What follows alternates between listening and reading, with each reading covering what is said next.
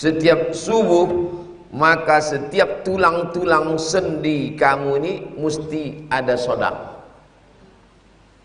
Kita 7 yang kita lakukan setiap subuh Rabu. Tasbih, tahmid, tahlil, takbir, amar ma'ruf, nahi mungkar, 2 rakaat isyraq. Pas 7. 118. Hadis yang kedua, an Abi Dzar, dari Abu Dzar juga. Aidan juga. Aidan itu i'rabnya maf'ul mutlaq. Ayyadtu aidan. Aku iakan juga. Hal anta tadhhabu ilal jami'ah? Na'am. Ana sa'adhhabu ilal jami'ah. Terus satu lagi berkata, wa ana aidan. Saya juga. Aidan itu maf'ul mutlaq. Ayyadtu aidan. Anna Rasulullah SAW qala, Nabi bersabda, yusbihu, setiap subuh. Yang mati tadi malam tak ikut. Yusbihu, setiap subuh. Kullu sulama, yusbihu ala kulli sulama min ahadikum sadaqah.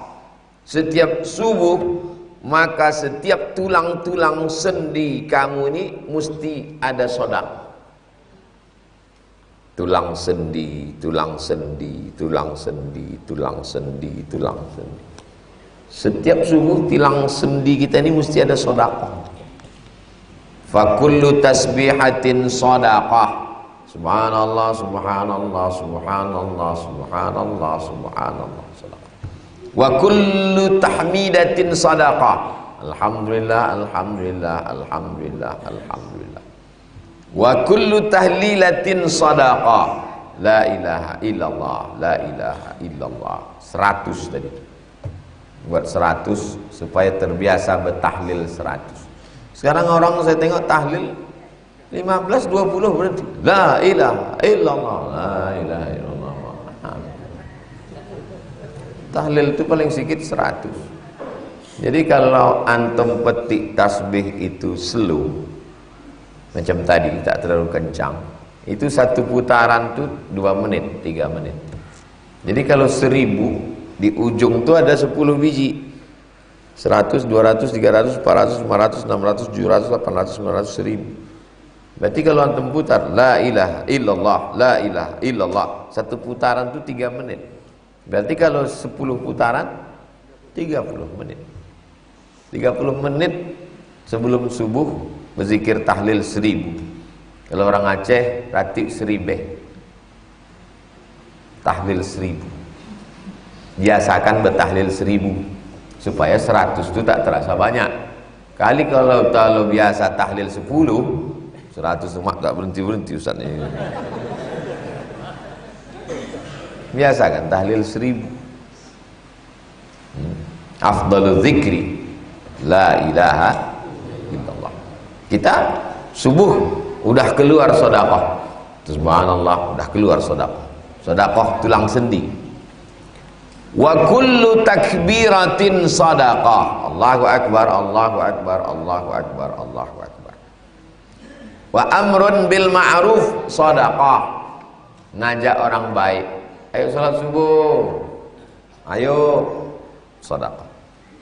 Wa nahyun 'anil munkari sedekah. Nahi mungkar sedekah.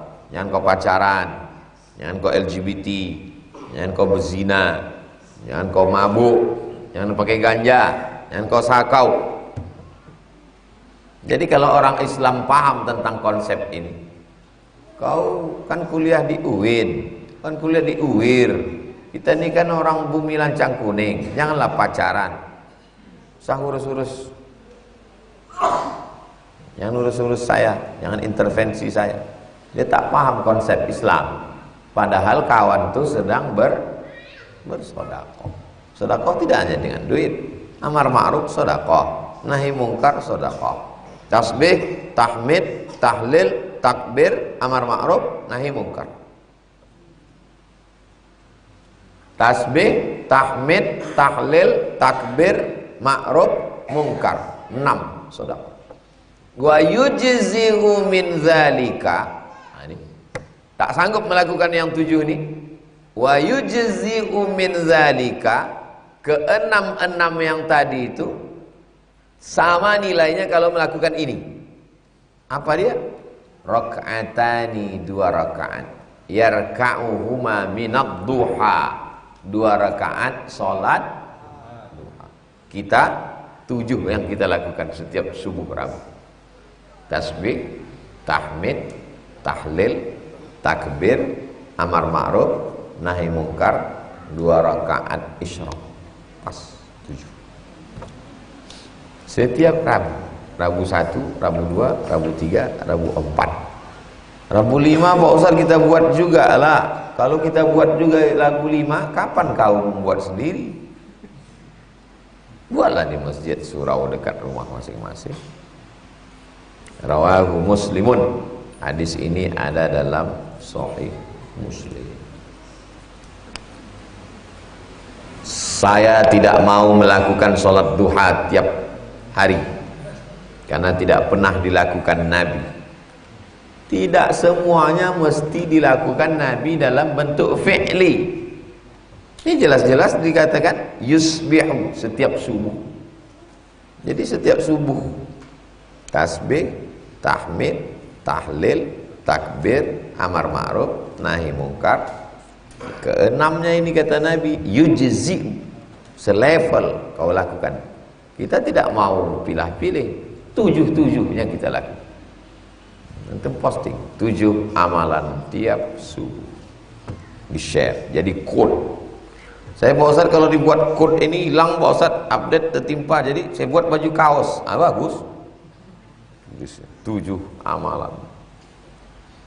Tapi jangan pula kita membuat baju kaos, baju itu dibawa tidur aja. As-sulama, di kalimat dalam hadisnya ada satu kalimat yang kata Imam Nawawi gharib, aneh, perlu dijelaskan. As-sulama bi dhammis sin, sinnya baris dhammah, su.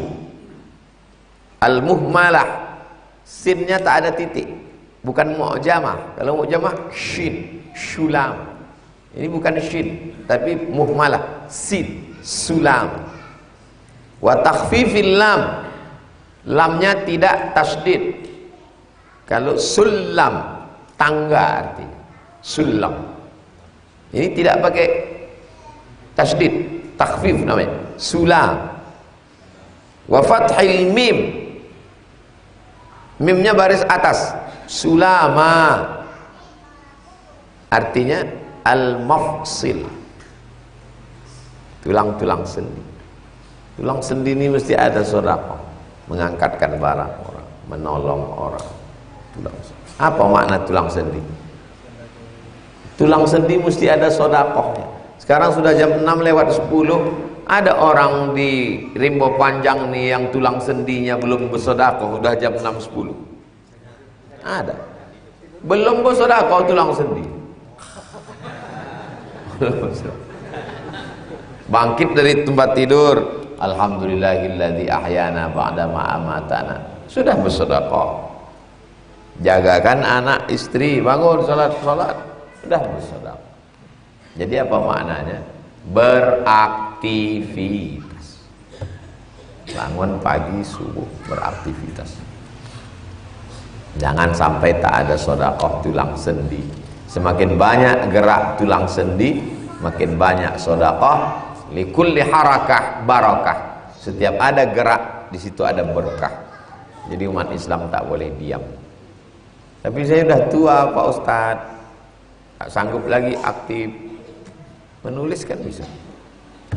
Saya mau di hari tua saya kalau udah tak sanggup lagi pergi-pergi, tak sanggup, menulis saya. Menulis tafsir, menulis syarah ini. Sekarang mensyarah tapi tak sanggup nulis. Tulis syarah. Jangan sampai mati langkah. Mati langkah sebut orang mati kutu. Kenapa sebut mati kutu? Kutu pun tak mati kutu. Bisa pula dia mati kutu. Kutu pun tak mati langkah. Walaupun rambut orang tu keriting, kata kutu, aku tak putus asa, tetap juga aku berusaha di sini. Walaupun jalannya bergelombang, kata dia.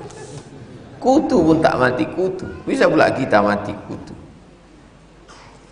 Jangan sampai tak tahu apa yang mau dibuat. Tak tahu apa yang mau dibuat. Itu yang dapat kita kaji subuh ni.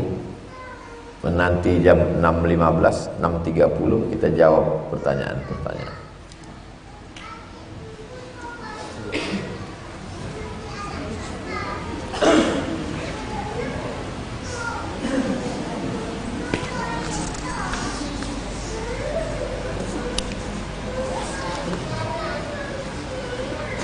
Apa hukum panjat pinang? Al-aslu fil asya al-ibahah. Hukum asal segala sesuatu ibahah, mubah. Hukum panjat pinang itu mubah. Tapi kalau sampai orang yang panjat pinang itu bercelana pendek, dipijak sama kawannya, terbuka celananya, bisa jadi haram. Haram karena terbuka aurat.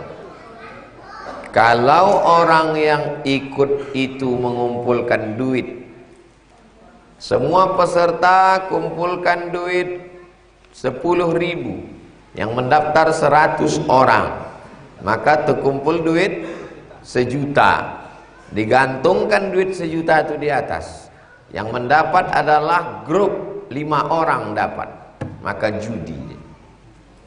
Jadi kalau mau buat hadiah, cari donatur, penyiap-pendia. Iuran itu hanya untuk minum, untuk konsumsi, jangan dijadikan untuk hadiah, karena dia bisa menjadi judi. Nah, ini panjat pinang. Apa hukum tarik tambang? Kaidah al-aslu fil asya al-ibahah. Hukum asalnya adalah boleh. Kapan dia menjadi haram? Kalau gara-gara itu menimbulkan permusuhan, perkelahian. Tambang emas, tambang nikel, tambang batu bara, tambang minyak, tambang gas, sudah habis semua diambil orang. Maka yang tinggal sama kita, tarik tambang. Jadi kalau Ustadz melarang tarik tambang, apalah yang tersisa untuk kami lagi Ustadz? Tambang nikel udah diambil orang, tambang batu bara udah diambil orang, tinggal tarik tambang ini pun Ustadz haramkan juga. Kejam kali lah Ustadz sama kami. Inilah lagi hiburan kami 17 Agustus. Ya silakanlah tarik tambang, tapi dia mempererat persaudaraan, pakai celana panjang. Tarik tambangnya tak masalah. Bapak tuh pakai daster bininya. Kan mesti celana. Kenapa mesti pakai daster? Nah, baru saya sebut, udah muncul. Main bola pakai daster. Kenapa lah dipakai daster ibu? Sudahlah tak membelikan yang baru. Yang lama tuh pula kuyak-kuyak. Biasa saja. La'anallahul mutasyabbihin minar rijal bin nisa. Allah melaknat laki-laki yang menyerupai perempuan. Berawal dari kelucuan, tertawa, berubah menjadi sesuatu yang biasa. Itu salah satu sosialisasi. Bentuk sosialisasi supaya kita tak aneh menengok laki-laki pakai baju perempuan. Dulu laki-laki pakai baju perempuan itu aneh. Tapi kan udah disosialisasikan tiap hari lah. Itu si anu tuh tengok udah macam perempuan. Udah biasa, tak apa-apa, biasa. Membiasakan diri. Allah bisa karena biasa. Jangan sampai. Kontrol orang tua sosial terhadap LGBT ini mesti. Jangan sampai biasa. Ini dibiasakan di TV. Cobalah tonton TV dari mulai jam 6 pagi sampai jam 6 petang. Channelnya terserah apa aja. Tonton berapa kali bencong muncul. Hostnya bencong, bintang tamunya bencong, desainernya bencong. Untuk apa itu? Bintang iklannya bencong. Gunanya untuk apa? Membiasakan diri. Hantu pun bencong. Film dulu zaman saya masih SMP, Si Manis Jembatan Ancol, ada juga bencong. Catatan si boy, waktu saya dari kecil dulu ada juga bencong. Jadi dari zaman kami dulu udah disosialisasikan ini supaya masyarakat bisa menerima itu sebagai sebuah kebiasaan. Tak bisa itu, mesti ditentang, karena itu salah satu penyebab turunnya laknat Allah Subhanahu wa ta'ala. Ini LGBT lagi marak-maraknya sekarang.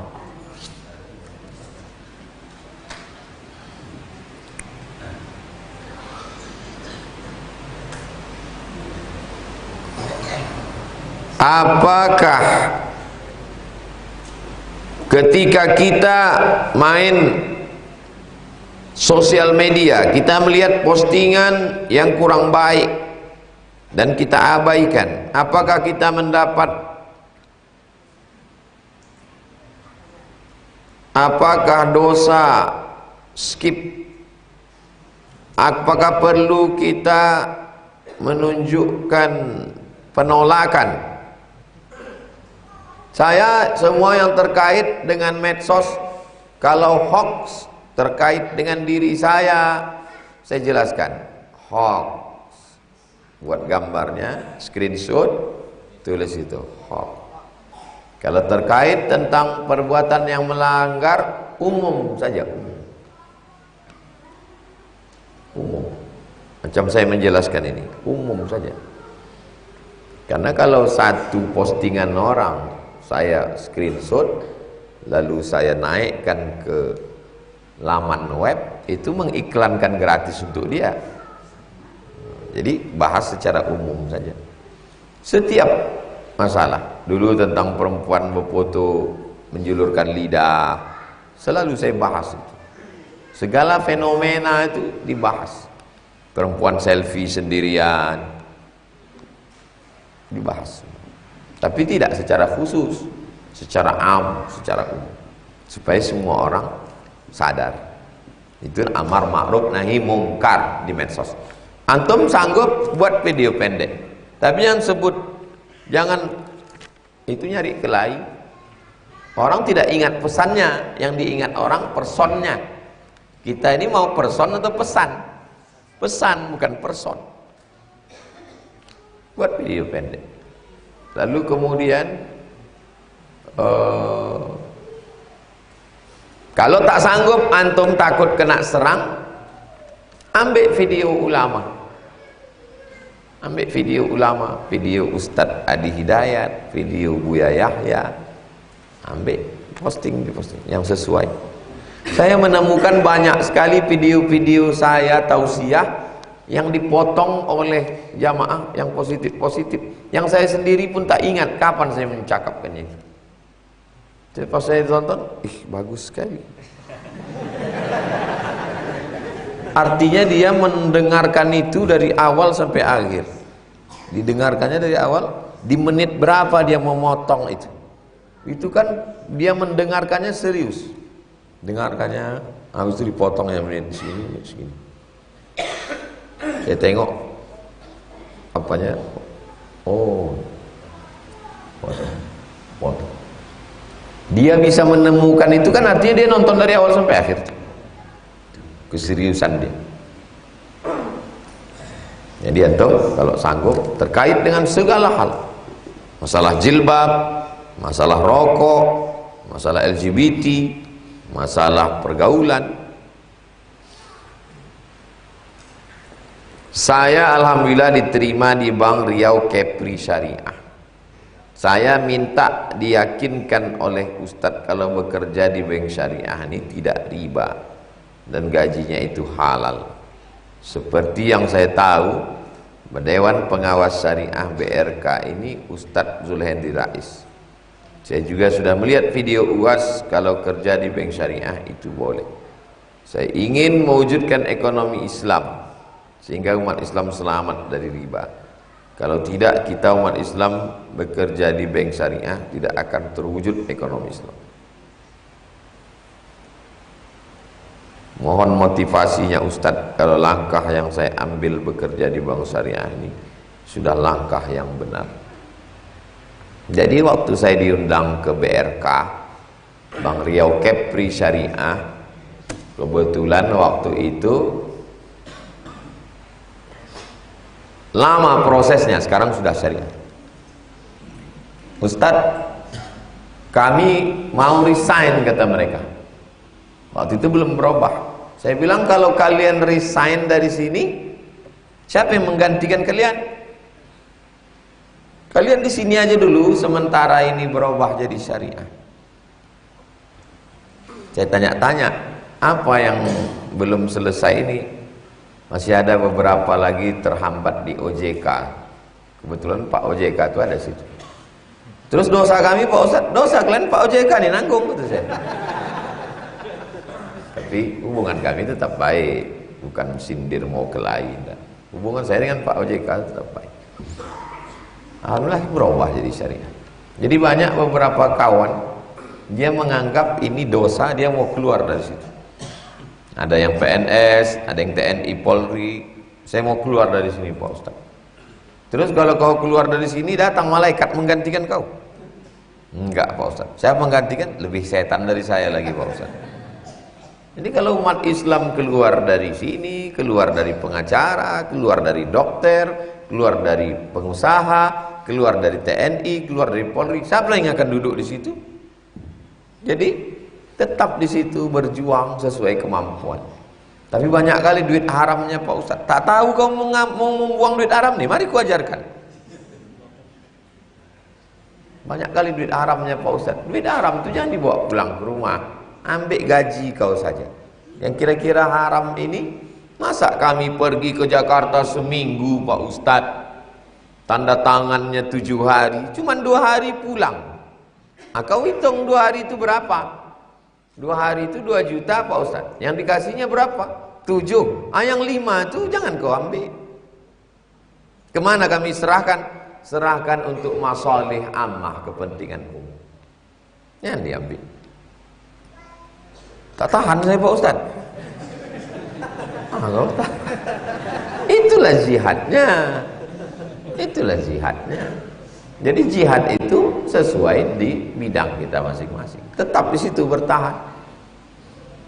Tetap ngaji, banyak ibadah, kuatkan hati. Karena kalau keluar, apalagi ini sudah syariah, kalau sudah syariah, kalau sudah syariah tak ada jihadnya lagi. Tinggal serius itu, tingkatkan ekonomi syariah dengan produk-produk supaya umat Islam di Riau keluar dari rentenir. Tanam padi, pupuk mahal, mesin irigasi mahal. Dari mana modal? Dari rentenir, lintah darat. Dia kasih pinjam waktu musim menanam. Ini mesin air, ini pupuk, ini plastik supaya tikus tak masuk, ini pupuk semprot pestisida melawan wereng. Nanti pas musim panen padi, dialah yang menentukan harga. Dia tak pernah jumpa tanah liat, dia tak pernah menanam, tapi dia lebih kaya dari petani. Siapa itu? Lintah darat, rentenir. Nah, jadi bank syariah langsung pergi ke Bunga Raya Siak, petani sana. Pergi ke Pelelawan. Ke Pelelawan, kalau ditelusuri Sungai Kampar arah ke Penyalai, itu padi terhampar luas. Saya masuk dulu ke dalam. Datanglah ke sana, tanya siapa yang nanam padi. Saya jumpa pergi ke Solo, padi luas. Saya tanya, ini punya siapa Pak? Jangan-jangan punya perusahaan juga? Enggak Ustadz, ini punya orang awak, masyarakat. Oh, dari mana mereka nanam padi modalnya? Modalnya dari pemerintah Pak Ustadz, pinjaman tanpa bunga. Oh bagus ini, untuk menggunting, memotong rentenir. Gimana cara Bapak mengasihkan bantuan ke petani ini? Sholat subuh di masjid. Jadi wali kota sholat subuh di masjid. Siapa yang rajin ke masjid dapat bantuan. Sejak itu ramai masjid Pak Ustaz. Ternyata kalau punya kekuasaan dipakai, pinjamkan, panen, masjid penuh, rezekinya berkah, selamat dari riba rentenir. Jadi mestinya pegawai-pegawai bank ini terjun ke bawah. Atasannya juga. Yang ngaji itu jangan cuma karyawannya aja, atasannya ngaji juga.